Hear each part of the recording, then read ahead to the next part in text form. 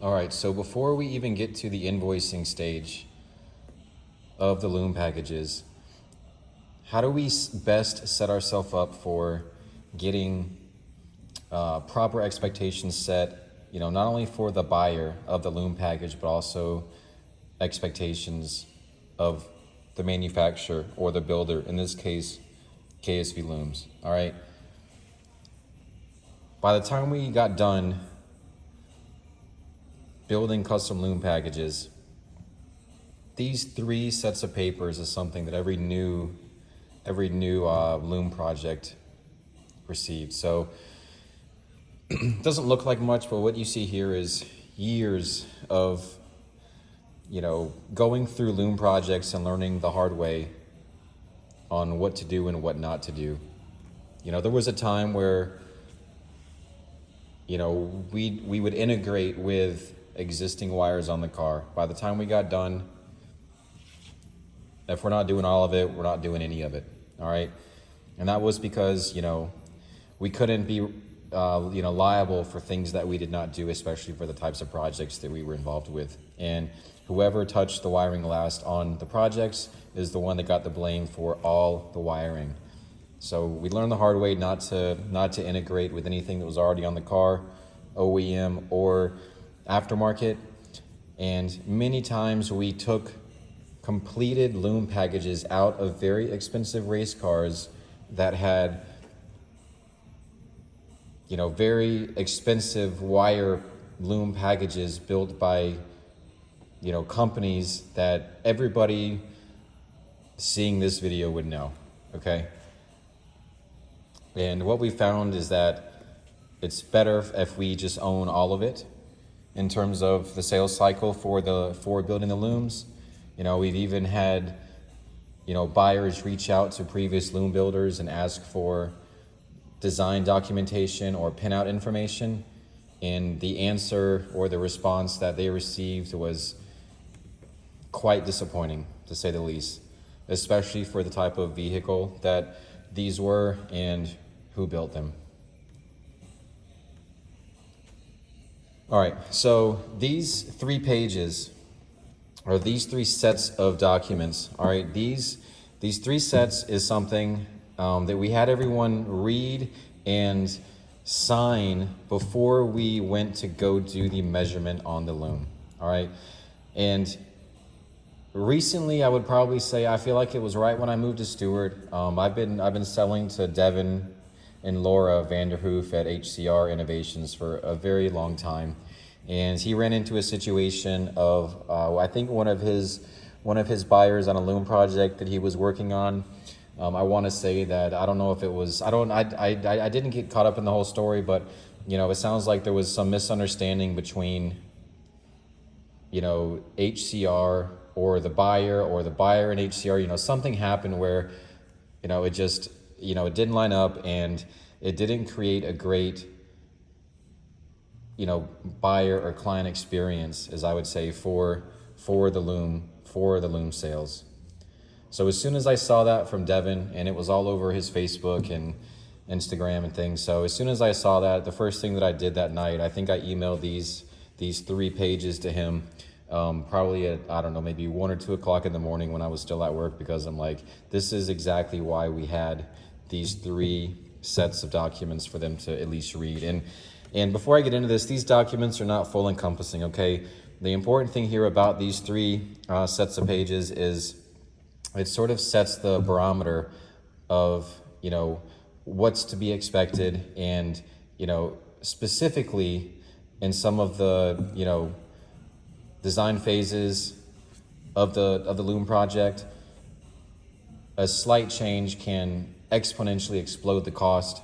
And this is something that most of the people buying the wiring looms, and I mean, I'm not just talking about individuals, I'm talking about well-known companies that are outsourcing their wiring as well, because truth be told, I would argue that in today's world, you need a specialist, a wiring specialist, to handle your, wire loom builds. And if you don't have one that you're employing that is only wiring full-time, you're much better off to have a company, even though some of you guys probably look at these numbers I've shown you and be like, oh, they're better off paying $50,000, $60,000, and the answer is fucking yeah, they are. all right? Because otherwise what ends up happening is, the cost associated with trying to get someone who doesn't do this for a living at the job up to speed along with the proper tooling, which costs thousands and thousands and thousands of dollars to have the appropriate amount of inventory that they need, which is tens of thousands of dollars. You probably need about, I want to say after we got rid of our loom build location in Sanford, I don't know, I think we had maybe like 80 grand worth of shit over there at that place to build looms quickly and effectively, all right? Plus, at that point, I was in St. Pete and, a couple hours away, so UPS ground for everything else was only 1 day away. So as we went on, all those accelerated shipping expenses for getting parts decreased, but that was because we reinvested into our own processes and back into the company, all right? Saving the buyer more money in the long run and, costing us more money, but we could get things done more swiftly and more effectively, so it was a win for us, all right?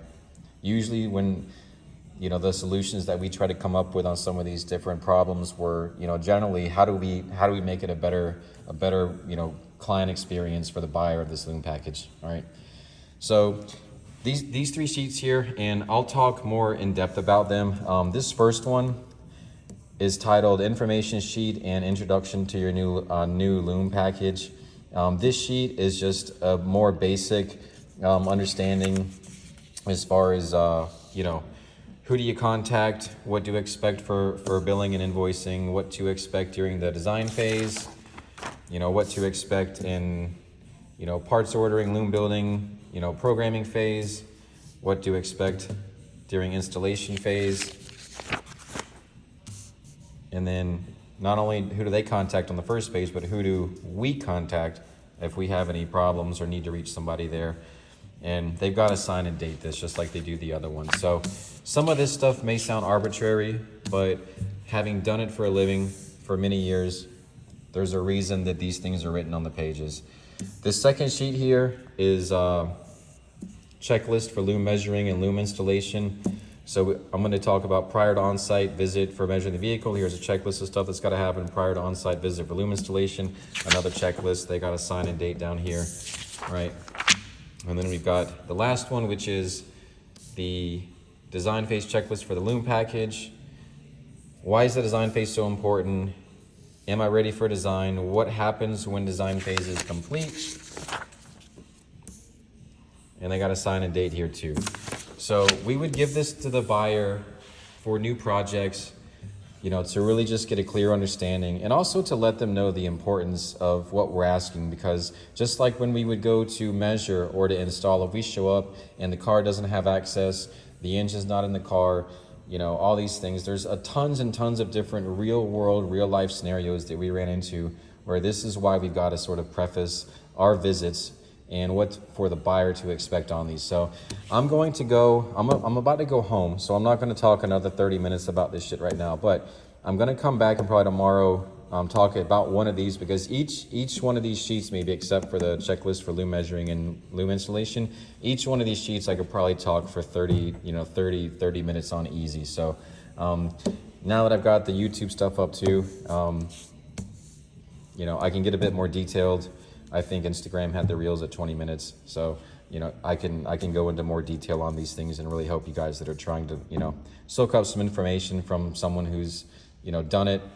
And, hopefully it can help you guys, because, this is an area that is easy to struggle in. And my hope is that by sharing this information with everybody, especially for the buyers of these things and also the builders of these things, I just think that it's, there's too much overall benefit for the community to not do it, because still even 12, 10 plus years later, I still hear from all of my wholesale buyers from me now that selling parts, primarily aside from the production work that we're doing, but, they're still having the same problems. They're still having the same complaints, and it's the same things happening over and over and over again. So let me help y'all, and we'll see if we can add some clarity and, You know, even one of the comments I saw, I think someone said that they were like, I wish I had more confidence